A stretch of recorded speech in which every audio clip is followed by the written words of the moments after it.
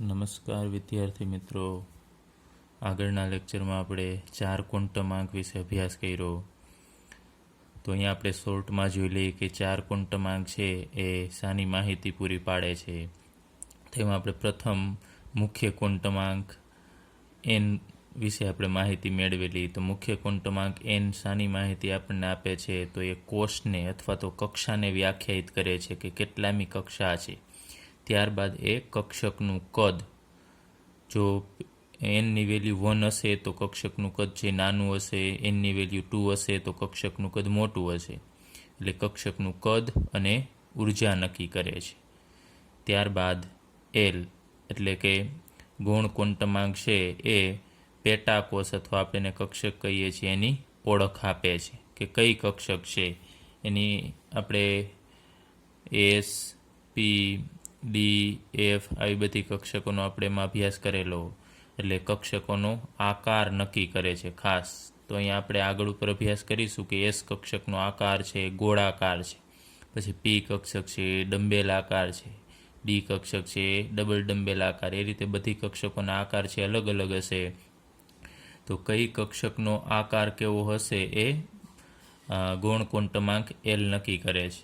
ચાલો, ત્યારબાદ M L ચુંબકીય ક્વોન્ટમાંક છે એ કક્ષકનો દિક્વિન્યાસ દર્શાવે છે કે, અને બીજું સાથે લઈ લઈએ કે પેટાકોષની સંખ્યા પણ આપે છે ખાસ, કે એસ કક્ષકો કેટલી હોય તો એસ કક્ષક એક જ જોવા મળે છે. પી કક્ષક છે કેટલી હોય છે તો 3 પી કક્ષક હોય છે. ડી કક્ષક છે 5 હોય છે અને એફ કક્ષક 7 હોય છે. હવે કઈ કક્ષકો કઈ દિશામાં ગોઠવાયેલી છે એની માહિતી આ એમએલ આપે છે. જેમ કે પી કક્ષકો છે તો એ 3 કક્ષક હોય. તો આપણે વાત કરેલી કે એ એક્સ અક્ષ, વાય અક્ષ અને ઝેડ અક્ષ એ રીતે અલગ અલગ અક્ષ ઉપર ગોઠવાયેલી હોય છે. એટલે કઈ દિશામાં એ વિન્યાસ એટલે ગોઠવાયેલી હોય છે એની માહિતી આપણને એમએલ આપે છે. અને બીજું એ પેટાકોષની સંખ્યા સૂચવે છે. આ ખાસ યાદ રાખજો, એસ કક્ષક કેટલી હોય છે 1, પી કક્ષક 3 હોય, ડી કક્ષક 5 હોય છે અને એફ કક્ષક 7 હોય છે. ચલો, ત્યારબાદ આપણે લાસ્ટમાં છેલ્લો ક્વોન્ટમાંકનો અભ્યાસ કરેલો એમ એસ એટલે એને આપણે ભ્રમણ ક્વોન્ટમાંક અથવા તો સ્પિન ક્વોન્ટમાંક કહીએ છીએ. એ ઇલેક્ટ્રોનના ભ્રમણના દિક્વિન્યાસની માહિતી આપે છે. એ દિક્વિન્યાસની જ માહિતી આપે છે, પરંતુ ઇલેક્ટ્રોનનું ભ્રમણ કઈ રીતે થાય છે. તો આપણે આગળ ઉપર વાત કરી લઈએ કે આ ઇલેક્ટ્રોન છે, માનો કે તો એને આપણે કોઈ એક પૃથ્વીની જેમ એ પોતાની ધરી ઉપર ભ્રમણ કરે છે એવું આપણે આગળ ઉપર ચર્ચા કરેલી.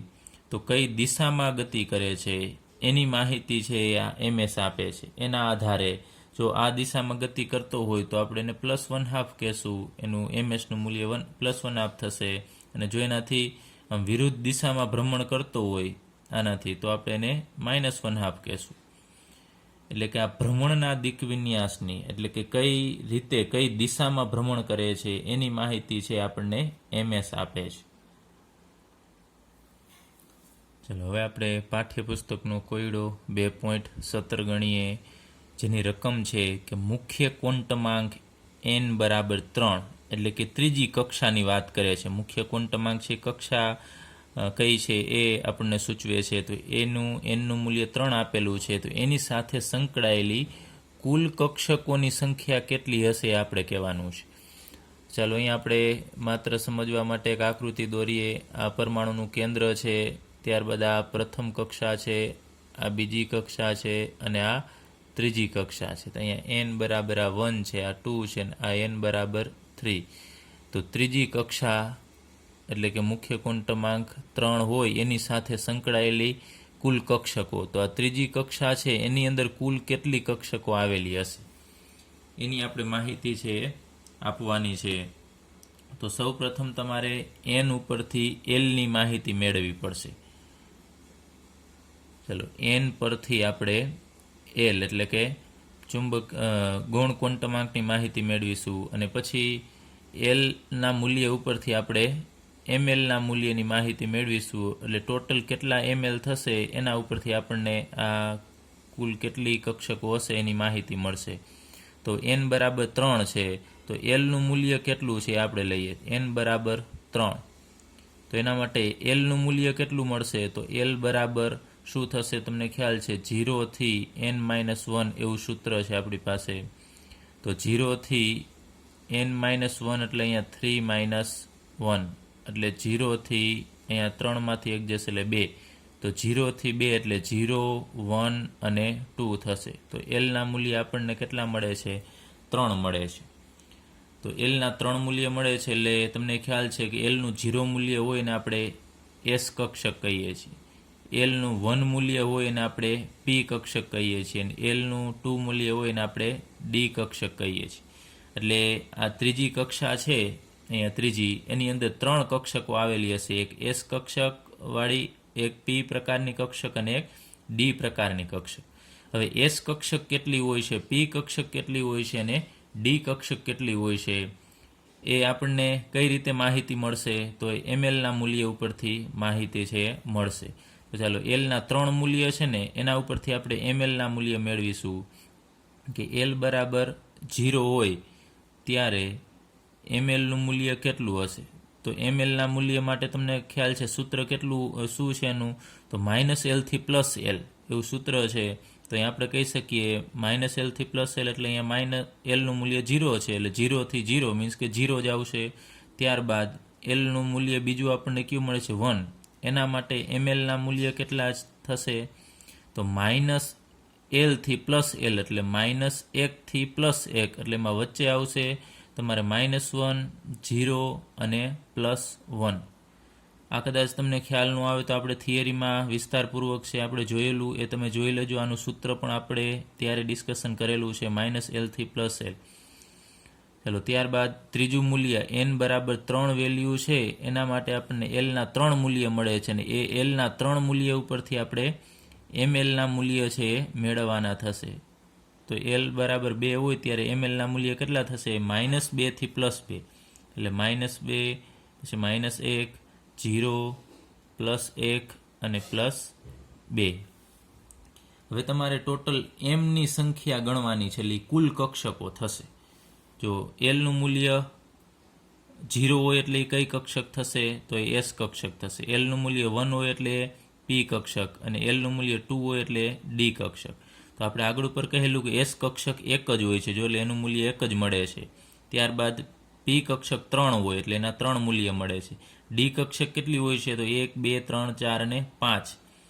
તો આ રીતે તમારે જોઈ લેવાનું થશે કે અહીંયા ટોટલી, ચાલો આપણે અહીંયા એલનું મૂલ્ય 1 છે તો એસ કક્ષક કેટલી થશે? તો 1. ત્યારબાદ આ એલ બરાબર 1 એટલે કઈ કક્ષક કહેવાય? પી. પી કક્ષકના મૂલ્ય કેટલા મળે છે તમને? 1, 2 ને 3 એટલે અહીંયા લખીએ 3. અને એલ બરાબર 2 એટલે એ કઈ કક્ષક થશે? ડી કક્ષક. ડી કક્ષકની સંખ્યા કેટલી છે? તો 1, 2, 3, 4 અને 5. તો એ 5 મળશે. તો અહીંયા આપણે લખી નાખીએ ઉપર કે કક્ષકોની સંખ્યા. તો ચાલો આનો આપણે સરવાળો કરીએ. ટોટલ કેટલા મળશે આપણને? 5, 6, 7, 8 અને 9. તો કુલ આપણને 9 કક્ષક મળશે. ક્યાં? તો n બરાબર 3 એટલે ત્રીજી કક્ષાની અંદર કુલ 9 કક્ષક હશે. એટલે અહીંયા આપણે લખી નાખીએ કે મુખ્ય ક્વોન્ટમાંક n બરાબર 3 સાથે સંકળાયેલ કુલ 9 કક્ષક હશે. તો અહીંયા ત્રીજી કક્ષાની અંદર 9 કક્ષક હોય તો એસ કક્ષક 1, ત્યારબાદ પી કક્ષક 3 હોય છે. ચાલો આ 3 પી કક્ષક છે. ત્યારબાદ ડી કક્ષક કેટલી હોય છે? તો 5 હશે. 1, 2, 3, 4 અને 5. એક બોક્સ એટલે એક કક્ષક અત્યારે આપણે દર્શાવીએ છીએ. તો 1, આ 2, આ 3, આ 4 અને 5. તો ટોટલ તમે બોક્સ ગણો કેટલા થશે? 1, 2, 3, 4, 5, 6, 7, 8 અને 9. એટલે કે ત્રીજી કક્ષાની અંદર ટોટલી 9 કક્ષક આવેલી હશે. અને આપણે બીજી રીતે તમને ખ્યાલ હોય તો આપણે મુખ્ય ક્વોન્ટમાંક વિશે અભ્યાસ કરતા હતા આગળ ઉપર થિયરીમાં, ત્યારે આપણે એક સૂત્ર મેળવેલું. તો એ સૂત્રની મદદથી પણ આપણે વેલ્યુ છે આ કુલ સંખ્યા કેટલી છે મેળવી શકીએ. તો એના માટેનું સૂત્ર છે n². તો n સાથે સંકળાયેલ કુલ કક્ષકોની સંખ્યા કેટલી હોય? તો એ બરાબર n² જેટલી હોય. તો તમારે n એટલે ત્રીજી કક્ષાની અંદર કેટલી કક્ષકો છે એ જાણવા માટે તમારે શું કરવાનું થશે? n² કરવાનો થશે કે n બરાબર 3 માટે કુલ કક્ષકો કેટલી થશે? તો એનું સૂત્ર છે n². તો nની જગ્યાએ તમારે મૂકી દેવાનું થશે 3. તો અહીંયા 3નો વર્ગ કરશો એટલે તમને તંતરીને 9 મળશે. એટલે કુલ કક્ષકોની સંખ્યા 9. એ તમે ડાયરેક્ટલી આ સૂત્રની મદદથી પણ મેળવી શકો છો. જો તમને MCQ 1 માર્કમાં પૂછી શકે તો તમે આ રીતે શોર્ટમાં પણ એનો જવાબ છે મેળવી શકો છો. અધરવાઇઝ તમે આ રીતે બધી કેલ્ક્યુલેશન કરવાની, એનના મૂલ્ય ઉપરથી એલના મૂલ્ય મેળવવાના, એ એલના દરેક મૂલ્ય પરથી આપણે એમએલના મૂલ્ય મેળવીશું અને એ મૂલ્યનો સરવાળો કરવાનો. અહીંયા તમે ટોટલ જોશો તો જો અહીંયા એક મૂલ્ય 2, 3, 4, 5, 6, 7, 8 અને 9 ટોટલ થશે એમએલના મૂલ્ય. એટલે એ ત્રીજી કક્ષાની અંદર 9 કક્ષકો આવેલી હશે એ આપણને આ કેલ્ક્યુલેશનની મદદથી માહિતી મળશે. ચલો ત્યારબાદ આપણે પાઠ્યપુસ્તકનો કોયડો 2.18 ગણીએ, જેમાં આપણને કહેલું છે કે SP, D અને F સંકેતોનો ઉપયોગ કરીને નીચેના ક્વોન્ટમ આંક દર્શાવતી કક્ષકોનું વર્ણન કરો. એટલે કે nનું મૂલ્ય તમને આપેલું છે અને lનું મૂલ્ય આપેલું છે, એના ઉપરથી આપણે કક્ષકો છે એને દર્શાવવાની છે એના સંકેત સ્વરૂપે. તો સૌપ્રથમ તમને lના દરેક મૂલ્ય માટે એનું સંકેત તમને ખ્યાલ હોવો જોઈએ કે lનું મૂલ્ય જો 0 હોય, 1 હોય, 2 હોય, 3 હોય તો એનો સંકેત છે પેટાકોષની સંજ્ઞા શું થશે? આ 0 મૂલ્ય હોય ત્યારે S, 1 મૂલ્ય હોય ત્યારે P કક્ષક કહેવાય, 2 મૂલ્ય હોય ત્યારે D અને 3 હોય ત્યારે F કક્ષક થશે. તો આ તમને ખ્યાલ હશે તો જ તમે આનો જવાબ છે આપી શકશો. ચાલો આપણે અહીંયા ડાયરેક્ટલી લખીશું કક્ષકો કઈ થશે. તો nનું મૂલ્ય 2, તો અહીંયા તમારે લખવાનું આગળ 2. પછી lનું મૂલ્ય 1 હોય, lનું મૂલ્ય 1 હોય એટલે કઈ કક્ષક થશે? P. તો તમારે અહીંયા સ્મોલ લેટરમાં લખવાનું થશે 2P. તો ચાલો પહેલું જે આપણને આપેલું છે ક્વોન્ટમાંક, એના ઉપરથી આપણે કક્ષકોનું વર્ણન કરી નાખ્યું કે આ બે મૂલ્યમાંથી રચાતી કક્ષક કઈ હશે? તો એ 2P કક્ષક હશે. એટલે બીજી કક્ષામાંની P કક્ષક હશે. ચાલો ત્યારબાદ આપણને આપેલું છે n બરાબર 4 અને l બરાબર 0. તો સૌપ્રથમ nનું મૂલ્ય લખવાનું થશે તમારે 4 અને lનું મૂલ્ય 0. 0 એટલે S દર્શાવે છે, તો 4 પછી તમારે S લખવાનું થશે, 4S કક્ષક. એ જ રીતે n બરાબર 5 હોય તો સૌપ્રથમ તમારે 5 લખવાનું. l બરાબર 3 છે તો l બરાબર 3 હોય એવી કક્ષક કઈ થશે? F થશે. તો અહીંયા તમારે 5F લખવાનું થશે. અને n બરાબર 3 હોય તો તમારે અહીંયા 3 લખવાનું છે. અને l બરાબર 2 હોય, lનું 2 મૂલ્ય હોય એટલે એ કક્ષક D થશે. તો તમારે અહીં લખવાનું થશે 3D કક્ષક. ચાલો ત્યારબાદ આપણે એક હિન્ટ લઈ લઈએ. આગળ ઉપર આપણે વાત કરેલી કે જુદા જુદા ક્વોન્ટમાંક હોય તો કેવી કક્ષકો છે શક્ય છે. આપણે વાત કરેલી કે આ F કક્ષક છે તો એની શરૂઆત ચોથી કક્ષાથી જ થાય. પહેલી બીજી કક્ષામાં એ F કક્ષક હોતી નથી. તો એના માટેનું એક સિમ્પલ સૂત્ર છે, યાદ રાખજો. ક્વોન્ટમ આંકનો સેટ વાળું આપણે એક સૂત્ર તમને આગળ ઉપર કામ આવશે.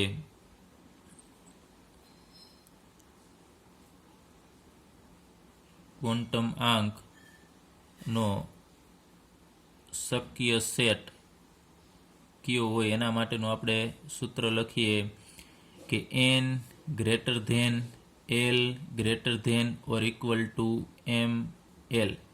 તમને 3 મૂલ્ય આપેલા હોય, એક n નું મૂલ્ય, l નું મૂલ્ય અને ml નું મૂલ્ય. એ આ મુજબ જો અનુસરતા હોય તો એ સેટ શક્ય છે.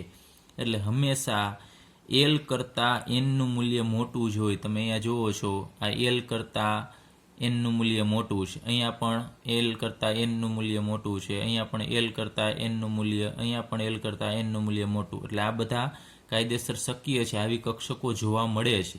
પછી એ જ રીતે ml નું મૂલ્ય આપેલું હોય તો એ greater than or equal to હોવું જોઈએ. અહીંયા જોવાનું તમારે ml નું મૂલ્ય હોય એટલું જ l નું મૂલ્ય હોઈ શકે અથવા એનાથી વધુ હોય તો એ સાચું ગણાય. અને l ના મૂલ્ય કરતાં n નું મૂલ્ય છે મોટું હોવું જોઈએ. તો આ શક્ય સેટ છે. આવું જો અનુસરતું હોય આ મૂલ્ય, આ સૂત્રને, તો જ એવી કક્ષક છે એ અસ્તિત્વ ધરાવતી હશે.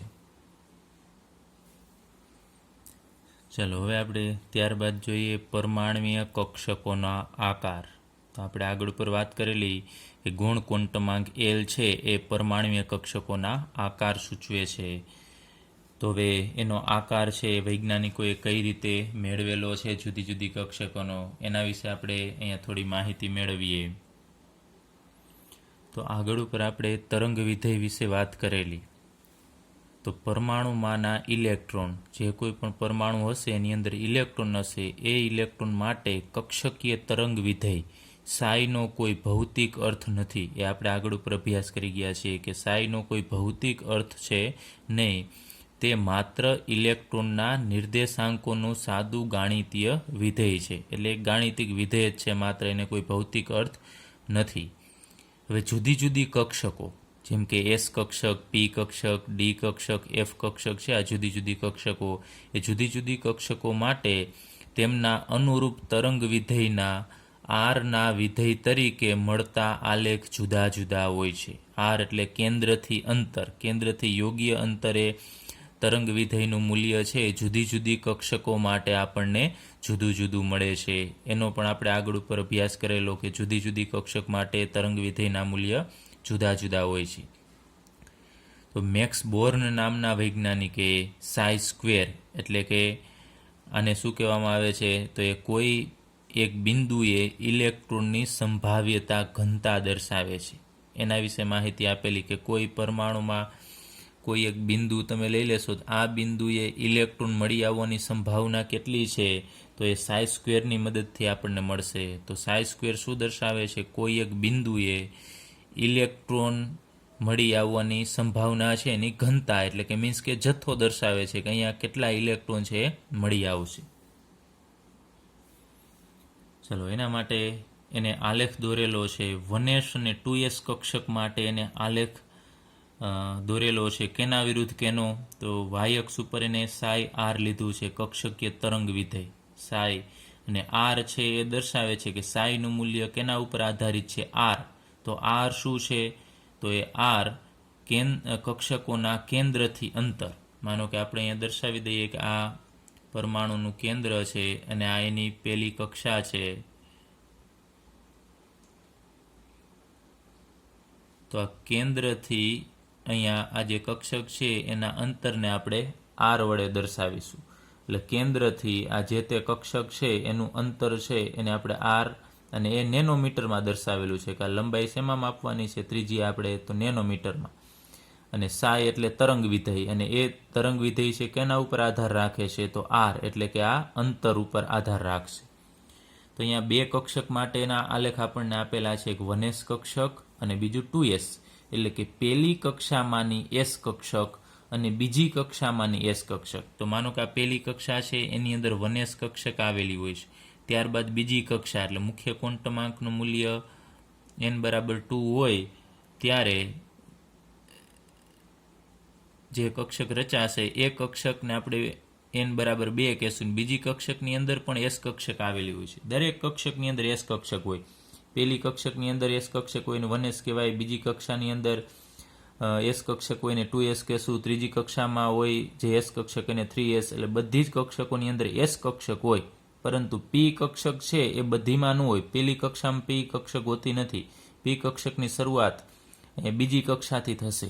એ આગળ ઉપર આપણે જે સૂત્ર ભણી ગયા એન પી આ બધી જે ક્વોન્ટમાંક છે એની મદદથી તમને ખ્યાલ આવી જશે કે પી કક્ષક કેમ અહીંયા પેલી કક્ષામાં નથી. ચલો હવે આપણે આ આલેખ જોઈએ. આલેખમાં વાય અક્ષ ઉપર સાઈ આર લીધું છે, એટલે કે તરંગ વિધેય લીધેલું છે, અને અહીંયા એક્સ અક્ષ ઉપર આર નેનોમીટરમાં. તો આર શું દર્શાવે છે, કક્ષકોના કેન્દ્રથી અંતર. અહીંયા કેન્દ્રથી કક્ષકનું અંતર દર્શાવે છે. અહીંયા 0 આપણે લખીએ કે અહીંયા 0 એટલે કેન્દ્રથી અહીંયા કોઈ પોઈન્ટ હશે તો એનો મતલબ કે કેન્દ્રથી 0 અંતર એટલે કેન્દ્ર ઉપર દર્શાવે છે. અને અહીંયા સાઈ એટલે તરંગ વિધેય. તમે જુઓ છો કે તરંગ વિધેય આમ જેમ જેમ અંતર વધતું જાય છે, કેન્દ્રથી તમે દૂર જાઓ છો, આ બાજુ જાઓ એટલે અંતર છે વધતું જશે. માનો કે આપણે અહીંયા નેનોમીટરમાં દર્શાવી દઈએ 0. આ જગ્યાએ 4 અને અહીંયા 0. માનો કે 8 દર્શાવી દઈએ, તો 0.4 નેનોમીટર તમે જાઓ તો ઇલેક્ટ્રોનનું તરંગ વિધેય ઘટતું જાય છે. અને અહીંયા ખૂબ ઓછું થઈ જશે તરંગ વિધેય છે, એટલે તીવ્રતાથી ઘટે છે. જ્યારે અહીંયા વેલ્યુ તમે જોશો તો તમને અહીંયા બુકમાં આપણે બધા અહીંયા અંક નથી દર્શાવેલા, પરંતુ બુકમાં તમને આપેલું છે અહીંયા 160 આપેલું છે. તો મેક્ઝિમમ મૂલ્ય અહીંયા છે 160. તો આ 0 એટલે શું દર્શાવે છે? આ કેન્દ્ર તમારે જોવાનું છે, આ કેન્દ્ર. તો કેન્દ્ર ઉપર તરંગ વિધેયની વેલ્યુ કેવી છે? મેક્ઝિમમ. પછી કેન્દ્રથી તમે જેમ જેમ આમ દૂર જાઓ છો એમ સાઈનું મૂલ્ય છે ઘટતું જાય છે, ઘટતું જશે અને અમુક સમય ખૂબ ઓછું થઈ જાય છે. એ જ રીતે 2s કક્ષક માટે તમે જુઓ છો કે કેન્દ્ર ઉપર વધારે છે એની ઘનતા, મેક્ઝિમમ છે અહીંયા. પછી કેન્દ્રથી તમે જેમ દૂર જાઓ અંતર વધતું જશે, એટલે કેન્દ્રથી જેમ તમે આ બાજુએ જશો એમ તરંગ વિધેયનું મૂલ્ય ઘટતું જાય છે અને અમુક સમય અહીંયા 0 થશે અને ફરીથી કેન્દ્રથી દૂર જાઓ એટલે આમ અંતર વધે છે. આ કઈ રીતે, શા માટે આવું થાય છે એ હમણાં આપણે નીચેનો પાછો સાઈ સ્ક્વેર વાળો આલેખ લઈએ ત્યારે આપણે એની વિગતવાર સમજૂતી મેળવીશું. ચાલો હવે આપણે બીજો આલેખ જોઈએ, સાઈ સ્ક્વેર વિરુદ્ધ આર.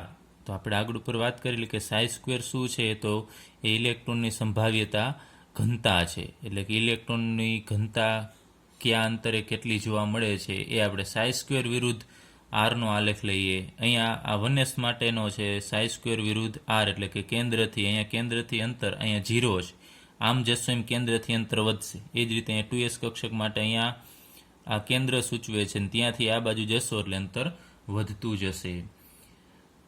હવે આપણે આનો આલેખ જોઈએ સૌપ્રથમ 1s કક્ષક માટે. તો 1s કક્ષક એટલે માનો કે અત્યારે આપણે પરમાણુનું કેન્દ્ર લઈએ, આ જગ્યાએ આ પરમાણુનું કેન્દ્ર છે, અહીંયા મેં રાઉન્ડ કરેલું છે એ કેન્દ્ર છે. તો કેન્દ્ર ઉપર ઇલેક્ટ્રોન હશે કે નહીં, ઇલેક્ટ્રોન મળી આવવાની સંભાવના કેટલી છે? તો માનો કે આપણે લઈએ કે આપણે ઘરે હોઈએ, એની સંભાવના, શક્યતા કેટલી? તો સૌ પ્રથમ વધારે, માનો કે આપણે ઘરે જમતી વખતે કે એવું જોઈએ તો ઘરે જ હોઈએ એની સંભાવના વધારે હોય, કેમ કે આપણું એ ઘર છે, તો ઘર ઉપર રહેવાની સંભાવના આપણી વધારે છે. પછી ઘરથી તમારે દૂર તમે જશો તો એમ આપણી સંભાવના ઘટતી જશે, કે ઘરથી દૂર આપણે હોય એવી શક્યતા ઓછી. માનો કે અમુક આજુબાજુના એરિયામાં જોવા મળે, તમે કોઈ ગામ કે કોઈ સિટી હોય એની નજીક આજુબાજુની શેરી કે કોલોનીમાં તમે હરીફરી શકો. પછી જેમ જેમ તમે દૂર જતા જાઓ એમ તમારી મળી આવવાની સંભાવના ઘટતી જાય. કેન્દ્રથી માનો કે તમે 50-60 કિલોમીટરે તમે હોવ એવી શક્યતા ઓછી છે, ક્યારેક તમારે જવાનું થાય તો શક્યતા છે. પછી એનાથી અનંત અંતરે તમે જાઓ 200, 300, 400 કિલોમીટર તમારી શક્યતા મળી આવવાની ઓછી. પણ વધુમાં વધુ આપણી મળી આવવાની શક્યતા ક્યાં વધારે હોય? તો ઘરે હોય. એ જ રીતે ઇલેક્ટ્રોન છે એ વધુ પ્રમાણમાં ક્યાં મળી આવે છે? તો કેન્દ્ર ઉપર. કેન્દ્રમાં જ એની ઉપર જ ઇલેક્ટ્રોન મળી આવવાની ઘનતા વધારે છે. તો અહીંયા 0 આ આપણે સૂચવીએ છીએ આ કેન્દ્રથી અંતર, તો અહીંયા 0 વેલ્યુ હોય, એનો મતલબ કે કેન્દ્રથી 0 અંતર એટલે એ કેન્દ્ર જ સૂચવે છે. એના ઉપર ઇલેક્ટ્રોન મળી આવવાની સંભાવના છે કેટલી છે? તો તમને ખ્યાલ છે અહીંયાથી થોડું, એનાથી અહીંયા સાઈ સ્ક્વેરનો છે એટલે તમને થોડું દૂર અહીંયા દર્શાવેલું છે. તો આ જગ્યાએ મેક્ઝિમમ છે, તમે જુઓ છો અહીંયા 5000. આપણે બધી વેલ્યુ છે અહીંયા દર્શાવેલી નથી. તો અહીંયાથી સ્ટાર્ટ કરશો તો કેન્દ્રથી થોડુંક અંતર છે ત્યારે અહીંયા ઇલેક્ટ્રોન મળી આવવાની સંભાવના. અહીંયા હું જે ડોટ ડોટ દર્શાવું છું એ શું છે? ઇલેક્ટ્રોન મળી આવવાની સંભાવના છે. જે જગ્યાએ ડોટ છે એ જગ્યાએ ઇલેક્ટ્રોન મળી આવવાની શક્યતા છે, કે અહીંયા પણ ઇલેક્ટ્રોન હોઈ શકે, અહીંયા પણ ઇલેક્ટ્રોન હોઈ શકે. તો આ જગ્યાએ ઇલેક્ટ્રોન મળી આવવાની સંભાવના વધારે છે. પછી કેન્દ્રથી આપણે જેમ જેમ દૂર જઈએ, કેન્દ્રથી દૂર જઈએ એમ ઇલેક્ટ્રોન મળી આવવાની સંભાવના ઘટતી જાય. એટલે કે આપણે અહીંયા વધારે પ્રમાણમાં ડોટ દર્શાવીએ, જે સૂચવે છે કે અહીંયા ઇલેક્ટ્રોન મળી આવવાની સંભાવના કેન્દ્રની આજુબાજુ કેવી છે? ખૂબ વધારે છે. પછી કેન્દ્રથી તમે જેમ જેમ દૂર જશો એમાં 1s કક્ષક માટે આ ઇલેક્ટ્રોન મળી આવવાની સંભાવના છે એ થોડી ઘટતી જાય છે. એટલે આપણે ડોટ છે એ ઓછા દર્શાવતા જઈએ, એનો મતલબ કે ત્યાં ઇલેક્ટ્રોન મળી આવવાની સંભાવના છે એ ઓછી થતી જશે. ચલો આ રીતે સંભાવના આપણે દર્શાવ્યા. ડોટ ડોટ દર્શાવે છે કે ઇલેક્ટ્રોન આ જગ્યાએ હશે, પણ વધુમાં વધુ ડોટ છે એ ક્યાં જોવા મળે છે? કેન્દ્રની આજુબાજુ. પછી એ બાજુથી તમે જેમ જેમ દૂર જશો એમ તમને પાઠ્યપુસ્તકમાં પણ સરસ આકૃતિ આપેલી છે ડોટ ડોટવાળી, કે અહીંયા નજીકમાં અંદર સંખ્યા વધારે છે ડોટની, દૂર જશો એમ સંખ્યા છે ડોટની ઘટતી જશે. તો અહીંયા આપણે આલેખની મદદથી જોઈએ તો વૈજ્ઞાનિકોએ આ પ્રયોગ કરી અને માહિતી મેળવી તો એને આવી જોવા મળે છે કે કેન્દ્રથી જેમ જેમ તમે દૂર જાઓ છો એમ અહીંયા કેમ ઇલેક્ટ્રોન મળી આવવાની સંભાવના ઘટતી જાય છે, એમ આલેખમાં પણ અહીંયા કેન્દ્રથી આપણે દૂર જઈએ છીએ એમ સંભાવના છે ઘટતી જશે સાઈ સ્ક્વેરની, અને એક સમયે એ ખૂબ જ ન્યૂનતમ થશે.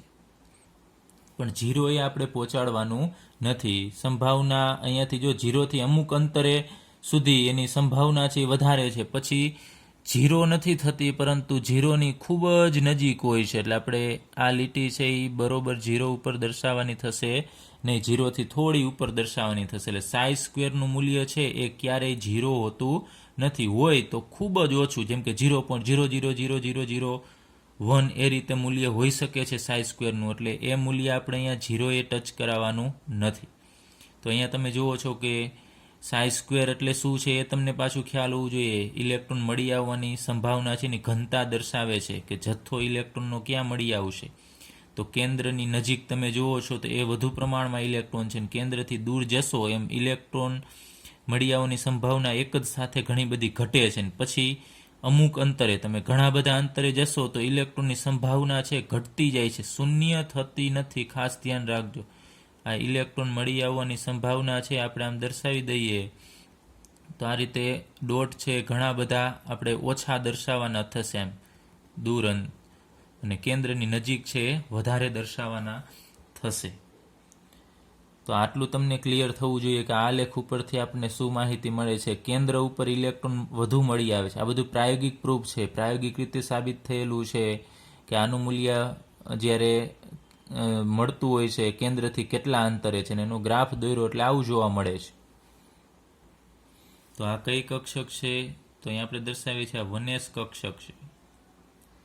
ચલો એ જ રીતે 2s કક્ષક એટલે બીજી કક્ષામાંની. ચલો અહીંયા આપણે ફરીથી દર્શાવીએ આ પહેલી કક્ષા છે, એની અંદર 1s કક્ષક હશે. પછી આ બીજી કક્ષા છે એની અંદર s કક્ષક હોય ને p કક્ષક હોય, તમને ખ્યાલ છે. બીજી કક્ષામાં 2 કક્ષક હોય, ત્રીજી કક્ષામાં 3 હોય. તો બીજી કક્ષામાં 2 હોય એમાં એક s હોય એટલે એને આપણે 2s કહેશું, અને પછી બીજી 2p હોય, એવી 2p કક્ષક 3 હોય, પરંતુ અત્યારે આપણે એનો ઉલ્લેખ નથી કરતા. આ બીજી કક્ષામાંની 2s કક્ષક છે એનો આપણે આલેખ દોરીએ છીએ. તો તમે જુઓ છો 2s કક્ષક છે એ કેન્દ્રથી થોડી કેવી આવેલી છે, આમ દૂર વધારે એરિયામાં આવેલી છે. તો એનો આલેખ જ્યારે દોરવામાં આવ્યો ત્યારે એમાં પણ આપણે લઈએ આ કેન્દ્ર છે, તો અહીંયા આપણે દર્શાવી છે પરમાણુનું કેન્દ્ર, જે અહીંયા આપણે પ્લસ કરીને દર્શાવેલું છે એ આ કેન્દ્ર છે. તો ત્યાં ઇલેક્ટ્રોન મળી આવવાની સંભાવના કેવી છે? તો અહીંયા આપણે જોઈએ કે શરૂઆતમાં આ જગ્યાએ કેન્દ્ર ઉપર અહીંયા ઇલેક્ટ્રોન મળી આવવાની એની આજુબાજુ સંભાવના ઘણી બધી વધારે છે. આ જગ્યાએ સંભાવના છે વધારે છે. જોયું કે અહીંયા ઉપર જ કેન્દ્રની નજીક અહીંયા ઇલેક્ટ્રોન મળી આવવાની સંભાવના વધારે. જે કેન્દ્રથી થોડાક જ તમે દૂર જશો ને ત્યાં એની સંભાવના છે ઘણી બધી છે ઘટતી જોવા મળે છે. અને અહીંયા એક સમયે આ લીટી શૂન્ય થઈ જશે. અહીંયા તમારે સાઈ સ્ક્વેરનું મૂલ્ય છે એક સમયે શું થવાનું છે? શૂન્ય થઈ જશે આ જગ્યાએ. તો એનો મતલબ કે કેન્દ્રથી અમુક અંતરે અહીંયા ઇલેક્ટ્રોન જોવા મળશે નહીં. તો અમુક અંતર એટલે આપણે આટલું લઈ લઈએ તો આ જગ્યાએ મેં અહીંયા અત્યારે દર્શાવેલું છે એની બહાર તમે જુઓ છો વ્હાઇટ ભાગ છે, ત્યાં ઇલેક્ટ્રોન છે નહીં, એટલે થોડાક એરિયામાં ઇલેક્ટ્રોન નથી જોવા મળતા. પછી તમે વળી પાછું કેન્દ્રથી થોડા આગળ જશો ને એટલે ઇલેક્ટ્રોન મળી આવવાની સંભાવના થોડીક વધે છે અને અમુક મેક્ઝિમમ લેવલ સુધી થશે. અને પછી વળી પાછી કેન્દ્રથી તમે દૂર જશો ને તો એની ઇલેક્ટ્રોન મળી આવવાની સંભાવના છે પાછી ઘટતી જશે અને ખૂબ ઓછી સંભાવના થઈ જશે. તો અહીંયા તમે જુઓ છો કે કેન્દ્રથી અમુક અંતરે આટલા એરિયામાં ઇલેક્ટ્રોન મળી આવવાની સંભાવના કેવી છે? શૂન્ય છે આ જગ્યાએ. ચલો અહીંયા દર્શાવી દઈએ આપણે ઇલેક્ટ્રોન મળી આવવાની સંભાવના શૂન્ય છે. તો 2s કક્ષકમાં કેન્દ્રથી અમુક અંતર સુધી ઇલેક્ટ્રોન જોવા મળે છે, પછી અમુક એરિયો એવો છે કે ત્યાં ઇલેક્ટ્રોન છે એ મળી આવતા નથી, કારણ કે સાઈ સ્ક્વેરનું મૂલ્ય 0 થશે. પછી તમે જુઓ છો કે ફરીથી અમુક અંતર તમે આમ આગળ વધશો તો ઇલેક્ટ્રોન મળી આવવાની સંભાવના વધી અને મેક્સિમમ થશે અને ફરીથી ઘટવા લાગશે. તો અમુક અંતર એટલે આપણે આ દર્શાવી દઈએ, આ વચ્ચેનો ભાગ છે એ થોડો ખાલી રાખીએ. ચલો, આ ખાલી ભાગ છે ત્યાં ઇલેક્ટ્રોન મળી આવતા નથી, એટલે ખાલી ભાગ છે એ આ દર્શાવે છે, આટલો એરિયો કે વચ્ચે વ્હાઇટ કલરનો ભાગ છે ત્યાં નથી. પછી ધીમે ધીમે વળી પાછા ઇલેક્ટ્રોન મળી આવવાની સંભાવના છે વધતી જશે. ચલો, અહીંયા ફરીથી આપણે ડોટ ડોટ દર્શાવતા જઈએ કે ઇલેક્ટ્રોન મળી આવવાની સંભાવના છે વધતી જશે.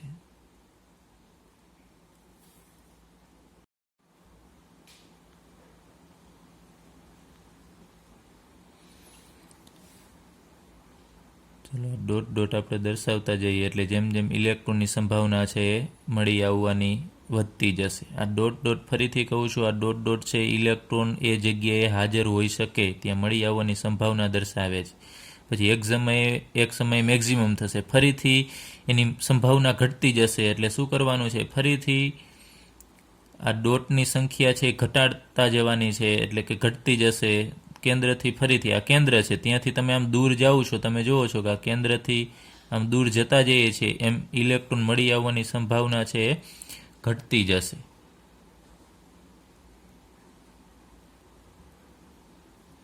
ચલો, જેમ જેમ કેન્દ્રથી તમે દૂર જશો એમ આપણે ડોટ ઓછા દર્શાવીએ છીએ, કારણ કે ઇલેક્ટ્રોન મળી આવવાની સંભાવના છે એ કેન્દ્રથી દૂર જાવ એમ 2s કક્ષકમાં પણ ઘટતી જાય છે. આ રીતે તમે જેમ જેમ દૂર જાઓ એમ કક્ષા છે ઇલેક્ટ્રોન મળી આવવાની સંભાવના છે એ ઘટતી જશે. અહીંયા સુધી આપણે દર્શાવીએ કે મેક્સિમમ છે એ જોવા મળે છે.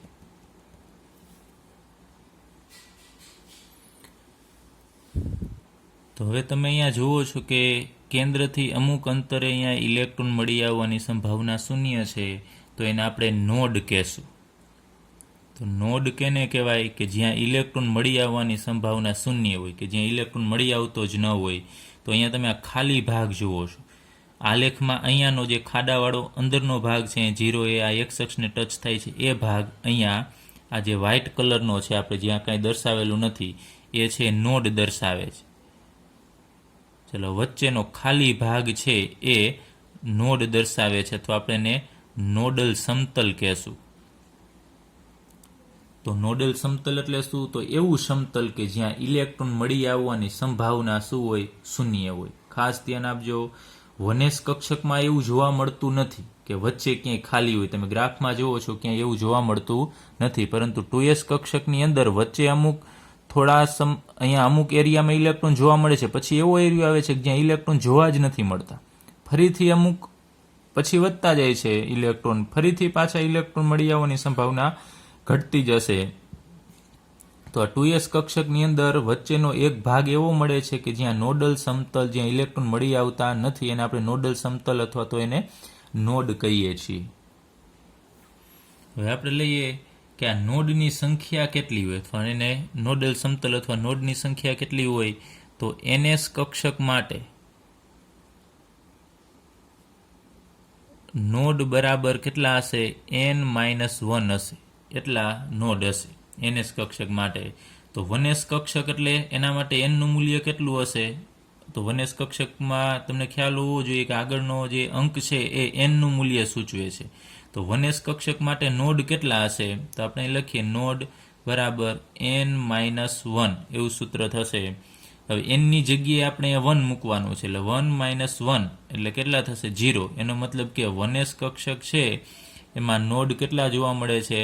0. એટલે કે એકય નોડ હોતા નથી. જ્યારે અહીંયા આપણે આ 2s કક્ષક છે, ચાલો અહીંયા લખીએ 2s કક્ષક એટલે બીજી કક્ષામાંની 2s કક્ષક, એના માટે આપણે નોડની ગણતરી કરીએ તો અહીંયા નોડ કેટલા મળશે આપણને? તો નોડ બરાબર n-1. તો અહીં લખીએ n ની જગ્યાએ એ બીજી કક્ષા માટે n નું મૂલ્ય કેટલું થશે? 2. તો 2-1 એટલે 1. તો નોડ 1 મળે છે. તમે જુઓ છો કે અહીંયા એક એવી જગ્યા મળે છે 2s કક્ષકમાં કે જ્યાં ઇલેક્ટ્રોન મળી આવતા નથી. તો તમે આ રીતે કોઈ પણ ત્રીજી કક્ષામાં કેટલા નોડ હોય તો અહીંયા તમારે 3 મૂકવાનું, તો તમને 2 નોડ મળશે આના પછીની ત્રીજી કક્ષા હોય એના માટે. ચાલો હવે આપણે કક્ષકોનો આકાર કેવો હોય, તો વૈજ્ઞાનિકોએ આના ઉપરથીનો આકાર નક્કી કરવાનો પ્રયત્ન કર્યો કે ઇલેક્ટ્રોનના જે પહેલી કક્ષા છે એમાં કેટલા એરિયા સુધી ઇલેક્ટ્રોન મળી આવે છે. તો આમ તો તમે જુઓ છો કે ઇલેક્ટ્રોન મળી આવવાની સંભાવના ક્યારેય શૂન્ય થતી નથી. સાઈ સ્ક્વેર એટલે સંભાવ્યતા ઘનતાનું મૂલ્ય છે ક્યારેય શૂન્ય થતું નથી, એ ખાસ ધ્યાન રાખજો. ફરીથી અહીંયા આપણે લખી નાખીએ સાઈ સ્ક્વેર આરનું મૂલ્ય શૂન્ય હોતું નથી, એટલે ક્યારેય શૂન્ય થતું નથી. તો મેક્ઝિમમ ક્યાં સુધી ઇલેક્ટ્રોન છે વધુમાં વધુ એરિયા સુધી મળી આવે એ વૈજ્ઞાનિકોએ નક્કી કર્યું. જેમ કે આપણે કોઈ ગામમાં કે સિટીમાં અથવા કોઈ સોસાયટીમાં રહેતા હોય તો આપણી મળી આવવાની સંભાવના મેક્ઝિમમ કેટલી? માનો કે અત્યારે આપણે કહીએ કે આ કોરોનાના સમયમાં છે તો આપણે બહુ બહાર નથી જતા, તો આપણી મળી આવવાની સંભાવના છે એ આપણા ગામ પૂરતી વધારે પ્રમાણમાં હોય. વધુ સમય આપણે ગામમાં રહેતા હોય અથવા સોસાયટીમાં રહેતા હોય અથવા અમુક કોલોનીમાં રહેતા હોય, બહાર જતા હોય પણ ઓછા જતા હોય, તો આપણી મળી આવવાની સંભાવના જેમ અત્યારે ગામમાં અથવા સોસાયટીમાં વધુ હોય એમ આ વનેશ કક્ષકની અંદર ઇલેક્ટ્રોન વધુ પ્રમાણમાં કેટલા એરિયામાં મળી આવશે. તો એ નક્કી કર્યું વૈજ્ઞાનિકોએ.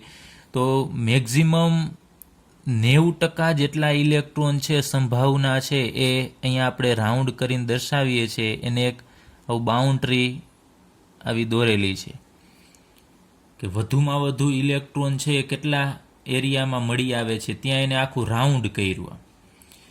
તો જોવા મળ્યું કે આ પરમાણુનું આપણે વચ્ચે દર્શાવેલું આ કેન્દ્ર, તો કેન્દ્રથી અમુક અંતરે આ આર અંતર છે ત્યાં બધી બાજુએ એસ કક્ષકની અંદર આ અંતરે અહીંયા એટલા ઇલેક્ટ્રોન જોવા મળશે વધુ પ્રમાણમાં, અહીંયા પણ એટલા જ જોવા મળશે, આ બાજુએ પણ એટલા જ જોવા મળશે. એટલે બધા અંતરે સરખા અંતરે ઇલેક્ટ્રોન છે એ મળી આવવાની સંભાવના કેવી છે? સરખી છે. અહીંયાથી અમુક માનો કે તમે જાઓ 0.2 નેનોમીટર અંતરે જશો તો પણ ઇલેક્ટ્રોન મળી આવવાની સંભાવના અહીંયા જેટલી હોય એટલી જ આ દિશામાં અહીંયા ઇલેક્ટ્રોન મળી આવવાની સંભાવના હશે. ત્યારબાદ કેન્દ્રથી તમે અહીંયા પણ એટલા જ અંતરે જશો 0.2 નેનોમીટર અંતર જેટલે, તો અહીંયા પણ એટલા જ ઇલેક્ટ્રોન મળી આવવાની સંભાવના હશે. અહીંયા પણ એટલા જ અંતરે જશો તો ઇલેક્ટ્રોન મળી આવવાની સંભાવના સરખી છે. તો એસ કક્ષક માટે કેન્દ્રથી સરખા અંતરે ઇલેક્ટ્રોન મળી આવવાની સંભાવના બધી જ દિશામાં સરખી હોય. સરખું અંતર તમે કોઈ પણ દિશામાં લેશો ને તો અહીંયા જેટલી સંભાવના હોય એટલી જ અહીંયા હોય, એટલી જ અહીંયા હોય, એટલી જ આ જગ્યાએ હશે ને એટલી જ અહીંયા ઇલેક્ટ્રોનની મળી આવવાની સંભાવના હશે. તો એના આધારે એને આમ રાઉન્ડ કર્યું કે આટલા એરિયામાં ઇલેક્ટ્રોન વધુ મળી આવે છે. તો અહીંયા આપણે લખીએ કે જે અહીંયા રાઉન્ડ કરીને આપણે જે દર્શાવેલું છે એને સીમા સપાટી કહેશું. આ જે રાઉન્ડ અહીંયા ચાલો અત્યારે આ દર્શાવીએ બહારની સપાટી, એ સીમા સપાટી એ એટલે કે આપણે આ વ્યાસ દોરેલો કહેવાય. તો એ સીમા સપાટી દોરીએ છીએ એ સીમા સપાટી કેવી દેખાય છે તમને? તો અહીંયા જો ગોળ જેવી દેખાય છે તો આપણે કહી શકીએ આ વનેશ કક્ષક છે એનો એ આકાર સૂચવે છે. તો સીમા સપાટી દોરશો કે કેટલા એરિયામાં ઇલેક્ટ્રોન મળી આવવાની સંભાવના વધુ છે એ જે તે કક્ષકનો આકાર સૂચવે છે. અને વનેશ કક્ષક છે એનો આકાર આપણને ગોળ જોવા મળે છે, એટલે કે ગોળાકાર છે. એ જ રીતે ટૂંકમાં એસ વનેશનો એવું જરૂરી નથી, એસ કક્ષકનો આકાર એ ગોળાકાર હોય, 2s કક્ષકનો આકાર પણ ગોળાકાર હશે. હવે આ સીમા સપાટી એને બાઉન્ડ્રી બાંધેલી છે કે આ જે સીમા સપાટી છે એ સીમા સપાટીની અંદર 90% જેટલી સંભાવના હોય. ચાલો અહીંયા ફરીથી લખીએ, આ સીમા સપાટી જે આપણે બાઉન્ડ્રી દોરેલી છે એ સીમા સપાટીની અંદર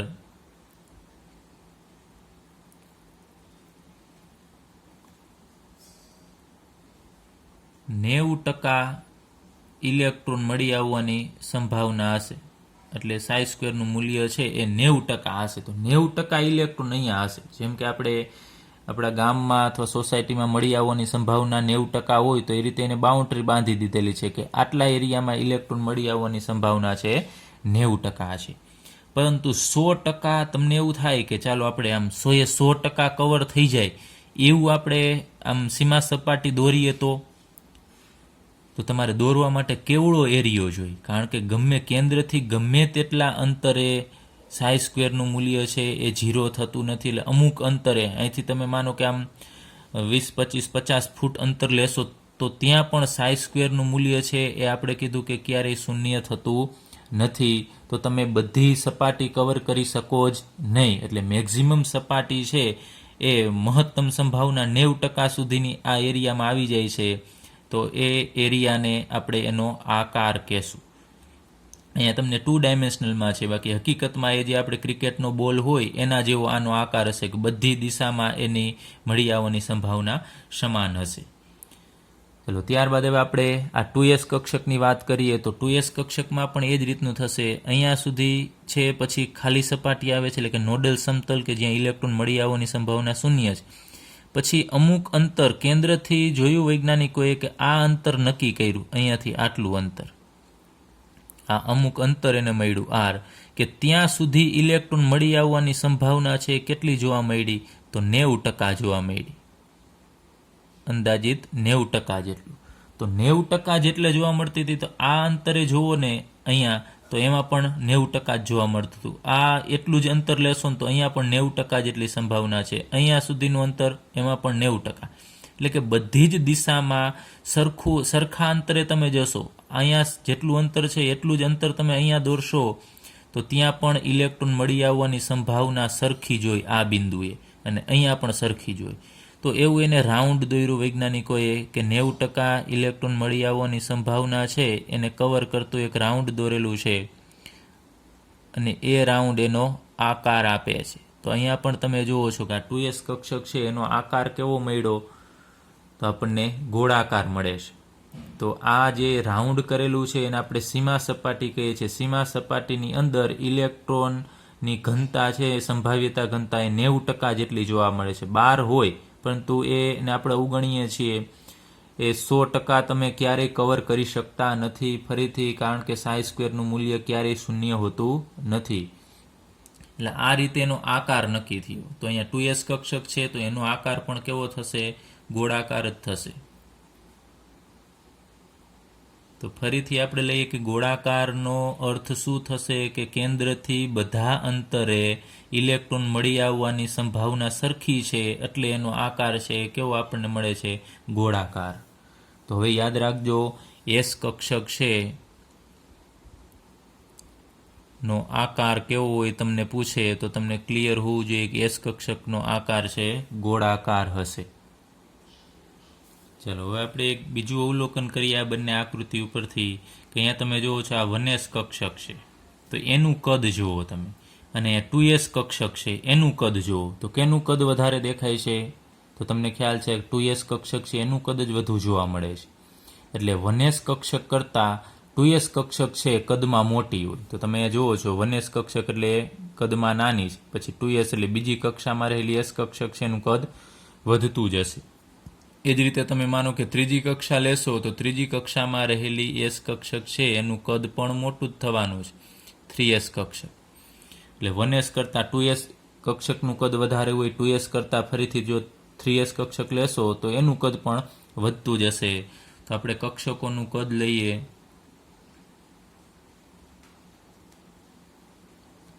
કદ બીજી રીતે લઈએ કે કેન્દ્રથી જેમ દૂર જશે, કેન્દ્રથી દૂર જતા વધે છે.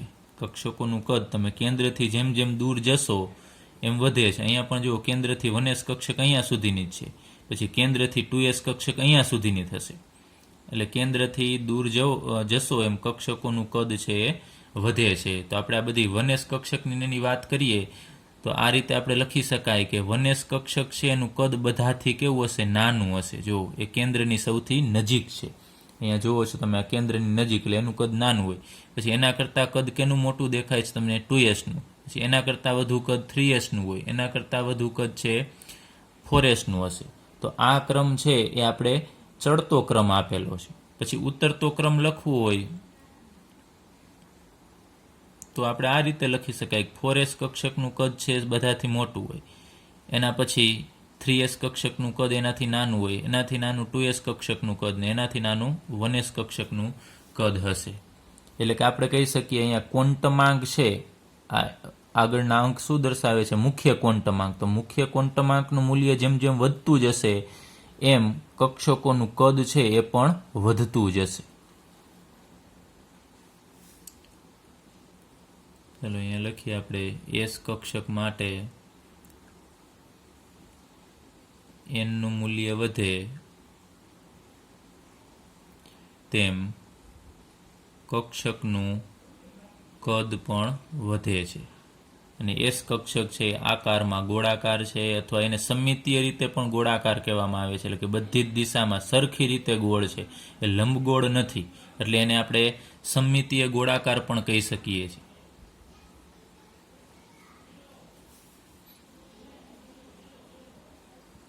ચાલો, તો આ રીતે કેન્દ્રથી કેટલા અંતરે ઇલેક્ટ્રોન કઈ દિશામાં મળે છે એના આધારે કક્ષકોના આકાર છે નક્કી કરવામાં આવે છે. હવે આ જ રીતે બીજા પી કક્ષક અને ડી કક્ષકોના આકાર પણ વૈજ્ઞાનિકોએ આ રીતે નક્કી કરેલા છે, પરંતુ એના આકાર અલગ આવશે. આમાં બધી જ દિશામાં તમે જુઓ છો કે ઇલેક્ટ્રોન મળી આવવાની સંભાવના સરખી છે, જ્યારે બીજી કક્ષકોમાં એવું નથી હોતું. અમુક દિશામાં ઇલેક્ટ્રોન મળી આવવાની સંભાવના વધારે હોય, અમુકમાં ઓછી હોય છે. તો એનો અભ્યાસ આપણે આગળ ઉપર કરીશું.